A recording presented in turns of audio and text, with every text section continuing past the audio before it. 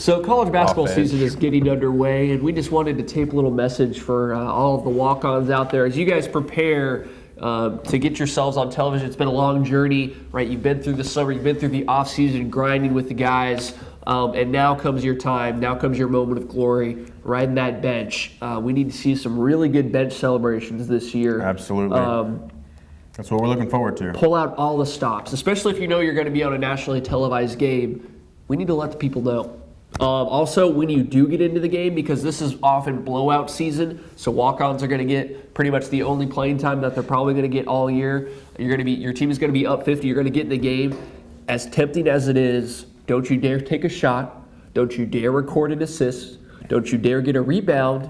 Or a steal. And please don't get a turnover. You need to preserve that trillion. Absolutely. Because you're not going to get that many opportunities once we move into conference play. All right? That's right. So that was our message for the Make yourself walk-ons of the world. on the bench. You might find yourself in a place with the camera involved. You're going to be right here on this show. Right here on this show. Not in detention. No, Teacher, are we almost done with detention? No? No? Okay. Well. Fine.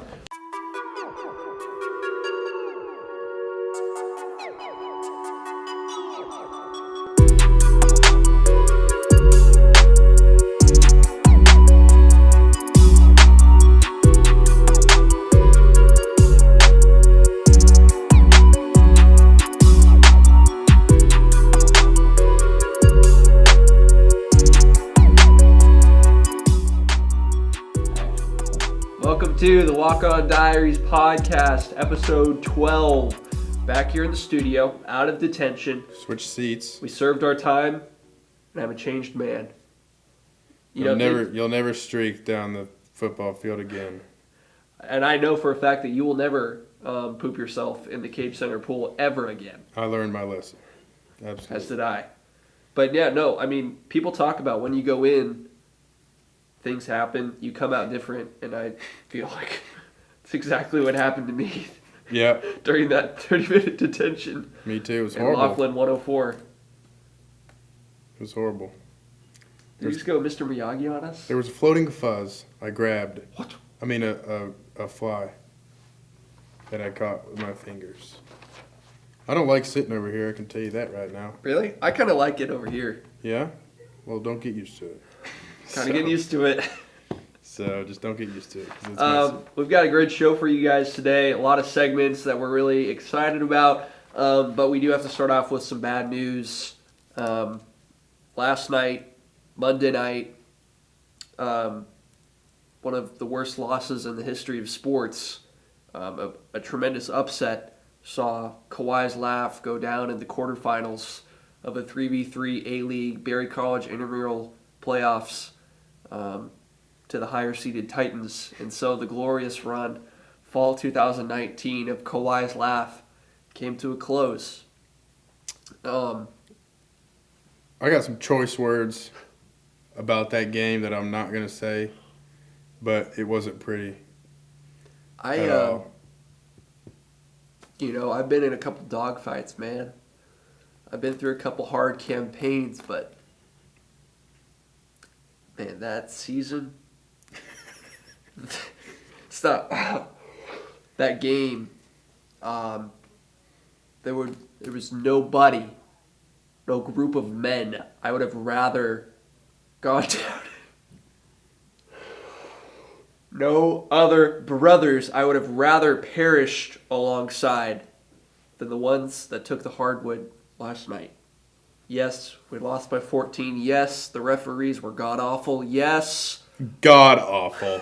Oh, my God. It was nearly comical at points. My brother got tackled from behind. Dude didn't even go for the ball. Dude just wraps up Nathan, who was on the show earlier, takes him to the ground. He's not even kicked. He's not even penalized. They call a regular flag. It got to a point where it was I'm here chinning the ball. Dude's arms are all in mine. You can hear me getting slapped, and I'm chinning it because I'm way stronger than this dude.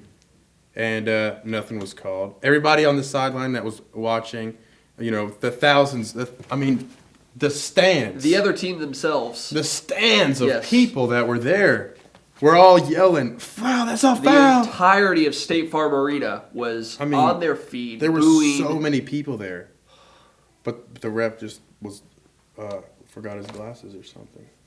Anyway. Like I said, though, what a battle. It looks worse than it did. We were down 2 until the game got out of our hands. You know, it wasn't up to us by that point. No, we were down by 1 for a majority of Down that by game. 1 or 2, and then we just, there was nothing we could have done. You do know what the famous saying is, though. The famous saying, they don't raise banners for teams who lose in the 3v3 intramural quarterfinals at Berry College during the A-League playoffs. That's what they always say. I've definitely heard that. Absolutely. That's what's no been comforting statement. me. You know, The thousands of people that were there to watch us, and what a season to be immortalized. Though we all became legends. that was the only team we ever lost to. No. Yes, it was. Well, while you were, Y'all might have lost one. I wasn't there. we did lose a couple. I think both times that you weren't there, where I was the leading scorer, we both lost. Okay, well that's the only team I ever lost to. I'm kind of like Dan Marino. A lot of wins, a lot of talent, one of the best to ever do it, but just no Super Bowl ring. That's how I kind of see myself. Yeah, absolutely. But we'll take the court again in the spring for 5v5. See how it goes. We'll run it back. Same squad. We add a couple, probably Bobby, maybe Matthew. Maybe we can get a big free agent. I think Jamal Crawford is still unsigned. He's still a free agent in the NBA. So we might give him a ring and roll him in a couple classes so he qualifies. We'll have to see. Why isn't Jamal Crawford on a team? He's got to fit in with our lineup, you know. Right. Yeah. I mean, maybe he can come off the bench. He can't just hop in. Right. Like, no, we'd have to build up some. He chemistry. can't just hop in a team that's already been playing like Carmelo is doing. We'll get to that later. I have some choice words. You talk about choice words. I have some choice words for the Blazers. What kind of choice? Disappointed to say the least. Wow. We'll leave it at that.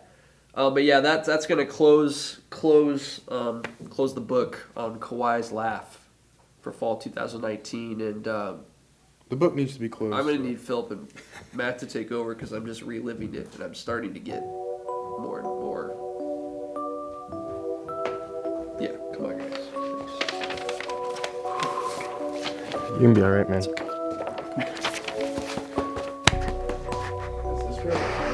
This is not fair! Alright, come on. You gotta go on with the show. Come on, bud. The show must go on.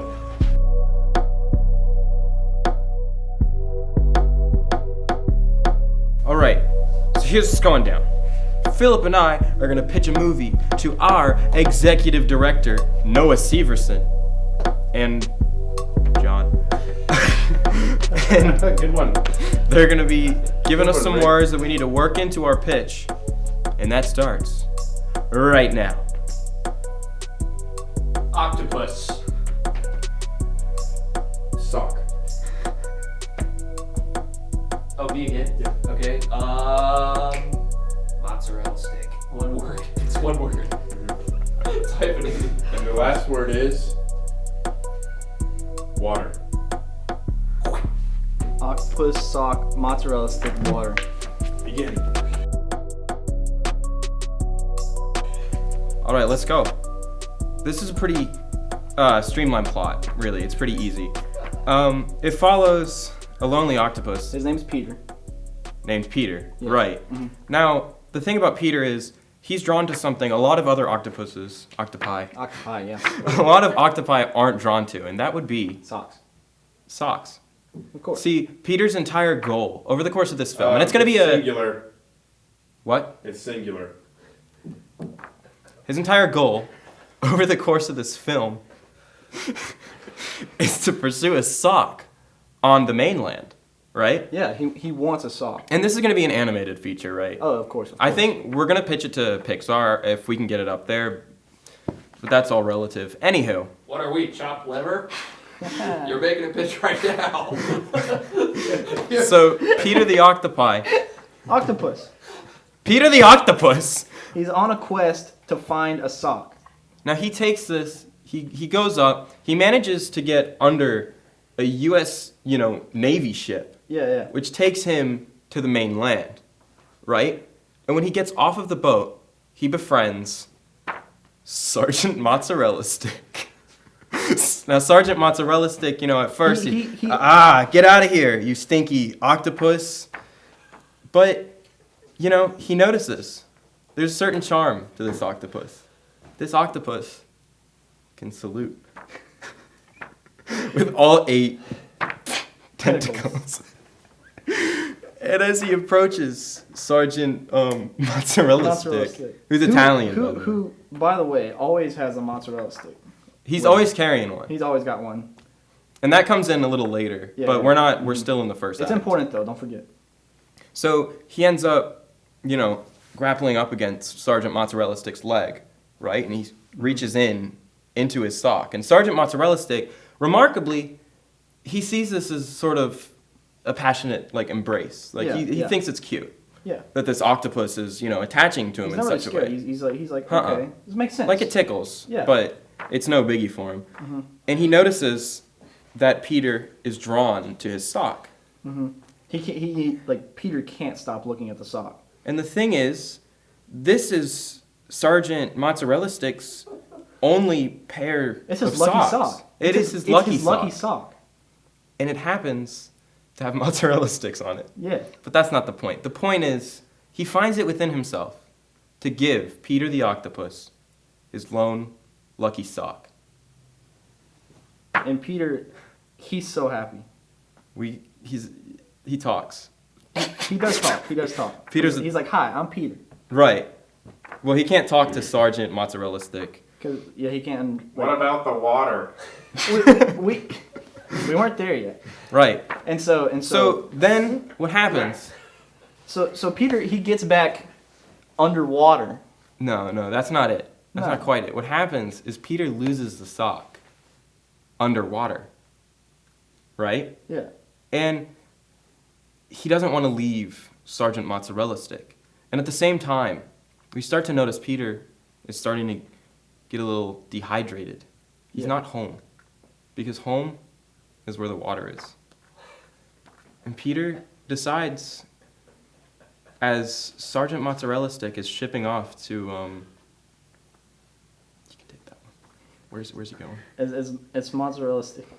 As he's headed back to Italy. Back to Italy. Back to Italy. Peter realizes he has to make a choice. It's either life or the sock. And it's sad because Peter, he knows that socks just can't last underwater without. They'll get like so soaked up and then they'll just unravel. And Peter finds it in himself to return the favor. And he gives the lucky sock back to Sergeant Mozzarella Stick. And as Sergeant Mozzarella Stick charges into battle with his pair of lucky socks, he's thinking about Peter. He knows Peter's out there still. But he dies, which kind of sucks, but Yeah. Wow. Well, why would he die? because... He's got his lucky sock. Yeah, I got wet, though. That's true. That was incredible. And before, don't forget the message here. We can all be a sock. And we can all be... Peter finds in himself he doesn't need a physical sock. He is the sock. And there's no place like sock, right? Right. You know why? Why? His home is It's where the where the water water is. That was good. That was good. I mean, How do you come back from that? we'll have to debate a little bit whether or not we're actually gonna Right. roll with that pitch, but Right. okay. We'll get in touch with the higher level. Yeah, the higher level, aka Pixar, going right over our heads. Who's Who do Pixar? you think we are? Chopped liver. Pix 8. So Carmelo Anthony, I really thought that we were done with that whole saga. I thought the storylines were winding down. I thought his NBA career was over. I thought he knew that. I thought the league knew that. And right out of the blue, I get people blowing up my phone saying, "What do you think? What do you think of Melo?" And I'm like, "What? Like, what are you talking about?" What? So I go on Twitter. Carmelo Anthony to sign with Portland Trailblazers. Thanks, Woj. And I have to be honest, my first reaction, second reaction, third reaction, fourth reaction, fifth reaction, all the same, which is disappointment. Because, look, I know we are in a difficult spot. I know that Portland is desperate. We have not had a stellar beginning to this season. We're looking for a spark. Melo, okay, the brick master himself, the play no defense master himself, is not that answer. He's not the spark. He's a locker room cancer. We have a great locker room already with Dame, with CJ. We got our alphas. We don't need another pretender wearing a sweatband to waltz into the locker room and gobble up field goal attempts that could be taken by Dame and CJ. And if you think You those really are don't stern like words, this guy, yeah? if you think those are stern words, No, I mean, urgency is necessary. Portland is starting Melo tonight against the Pelicans. His first NBA action in 12 months, John, and they're starting him. well, when he was at the Thunder, he said he will not sit the bench. He is a starting player. Exactly. This goes all around to the toxic, team, whatever, because and I don't want to get too, aggressive here, but he's very selfish. He plays selfishly. And it worked when he was good, when he was in his prime, balling, whatever. You can do that. Some people would argue Steph Curry is selfish because he shoots a lot. Whatever. I'm just something like that. Like a Harden. Right. And, if he makes it, okay. So what? You're selfish, you make the shot. He's always played that way. It's not going to change. It will not be a good fit for Portland at all. I understand the move. Like I said, desperate times. We've been to the Western Conference Finals last year. We have not had a good start to this year. We're looking just to switch things up a little bit. I understand the move. I just don't like it. Here's the thing about it, though. Everybody knows he's had it before, So, like, when he was at the Knicks, he had it, right? He was that guy. He hasn't been for a long time. He's old, whatever, time permitting. Could he be that guy again? I don't know. I think he could still play in the league. I think he's athletic enough. He's able to play. But he needs to do what Vince Carter's done. Change his game. Right. He's got to know his role. Vince Carter has been in the game 22 years now, 21? 21, yeah. And he went from being dunk city, slam ball god at the Raptors to, knowing his role, shooting every now and then, playing a good screen role, playing a good assist role at the Hawks, And he's adapted his game to what best fits. Carmelo will not. Therefore, this is where we get back into that toxic team chemistry. If I see, and so help me, I swear by that bottle of water right there, if I see one ISO trash bin possession where Melo is set up by himself on one side of the floor with the ball in his hands, shot clock winding down, I will vomit myself. Let me tell you instantaneously. Let me tell you the first play that's going to happen, and I'm predicting this. So call it. They're going to put him on the elbow. They're going to clear the lane. He's going to box out. He's going to turn around, square fadeaway jumper. That's what he's going to do. Clank. At least at first. Then he's going to start pulling threes, but that's what he's going to do. If the plan on offense is to have him literally, okay, he's a corner shooter. Leave him in the corner. When we go back on defense, just let him stay right there. Let him take a seat in the crowd, like on a sideline seat. Just let him sit there. Don't even get because he's because that's essentially what he does on defense. He's worse actually being there than them playing 4-on-5. Right, because you think that you might be able to trust him just being like a body out there to get in the way. No. Instead, he gets in the defense's way. Right, he gets in the team's way. Doesn't switch doesn't play defense. It's just not gonna work. To give you guys an example of how much I want this to work, I went back and watched the entire 2003 National Championship game, Melo-Syracuse, that whole deal. Oh, yeah. Just to try to motivate myself, yes, this move is going to work. He's going to lead Portland. It's a crowded West. They're going to be up there with the Clippers and Lakers. And even after I watched that game, phenomenal college player, Melo was. Phenomenal pro for a while. I still am just beset with anxiety and with doubt, and I can't shake it. Well, I think he's made that with what he did with the Thunder and that whole deal talking about he will not be a sideline player. And then after that, he went to the Rockets. Right. So this is like his and third, did nothing. his I didn't even fourth know he was chance. on the team until later. And it's I want the best for him. I'm not sitting here dogging him saying, whatever. Right. I want him to be a good fit. I want the Trailblazers to be good. I don't hate the Trailblazers. I never have. I always just give you crap about it. I don't like Damian. That's fine. CJ's a good player. I don't like Damian. CJ's a better player than Dame every day. But I want it to work. I just don't think it will. It's just not going to.